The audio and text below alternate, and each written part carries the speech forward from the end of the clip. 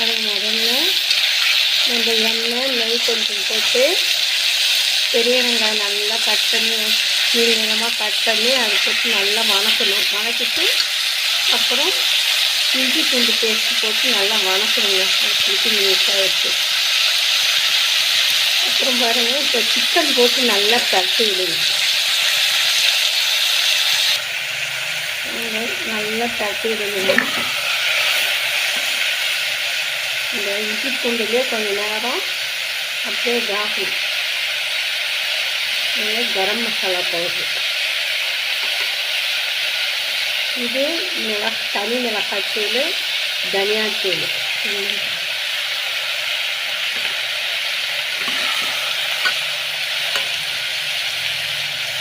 ஒரு 300 gram chicken. இது அதுக்கு தகுந்த போட்டுருக்கா. நீங்கள் அதுக்கு தகுந்த மாதிரி போட்டுக்கோங்க. உங்கள் வீட்டில் நீங்கள் எவ்வளோ செய்றீங்களோ அதுக்கு தகுந்த மாதிரி போட்டுக்கோங்க.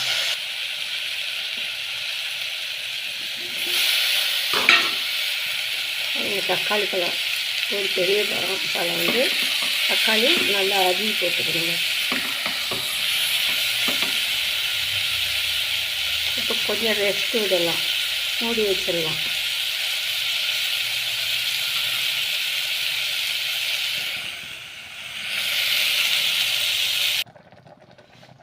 இன்னும் நல்லா கொஞ்சம் இதாகிடுச்சு. கொஞ்சமாக தண்ணி விட்டு நம்ம கொத்தமல்லி இலை கொஞ்சம் போட்டு மூடி வச்சிடணும். நல்லா வேகட்டுங்க.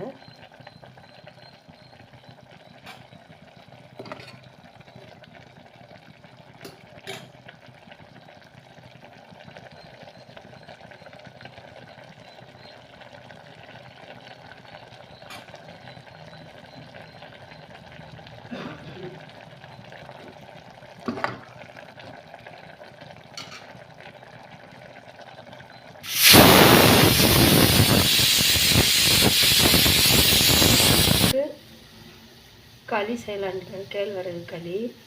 கொஞ்சம் அரிசி போட்டு வச்சுட்டேன் தண்ணியில். கொச்சி வரவும் நம்ம கேழ்வரகு மாவு போடணும்.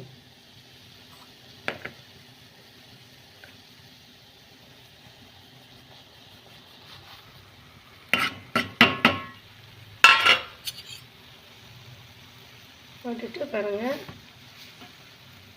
கொஞ்சம் நேரம் விட்டுடணும், மூடி வச்சிடணும். பாருங்கள், நல்லா கிளறியாச்சு, இட்லி ஆயிடுச்சு. இப்போ வந்து கொஞ்சம் நேரம் அப்படியே மூடி விட்டு நம்ம உருண்டை பிடிக்க வேண்டியது. பாருங்கள், நல்லா கொதிச்சு வந்துடுச்சு, நல்லா வெந்துடுச்சு இந்த கறி சிக்கனு.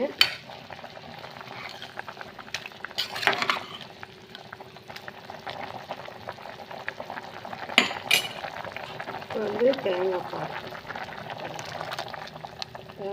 ஊற்றி ஒரு 5 நிமிஷம் கொதிக்க விட்டு இறக்க வேண்டியது தான். கொத்தமல்லி இலை போட்டு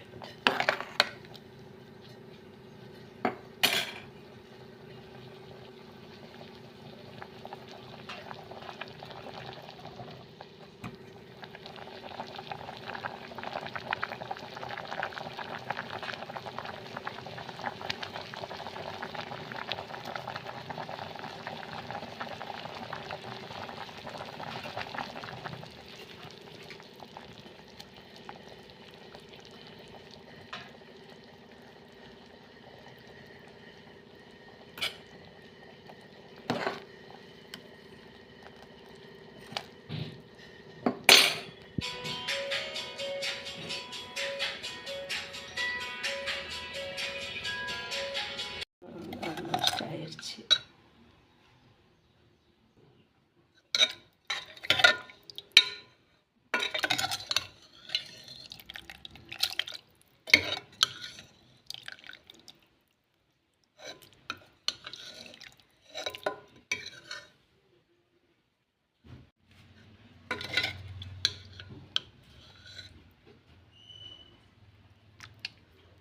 பாருங்கள், கேழ்வரகு களி செஞ்சேங்க சிக்கன் குழம்புக்கு.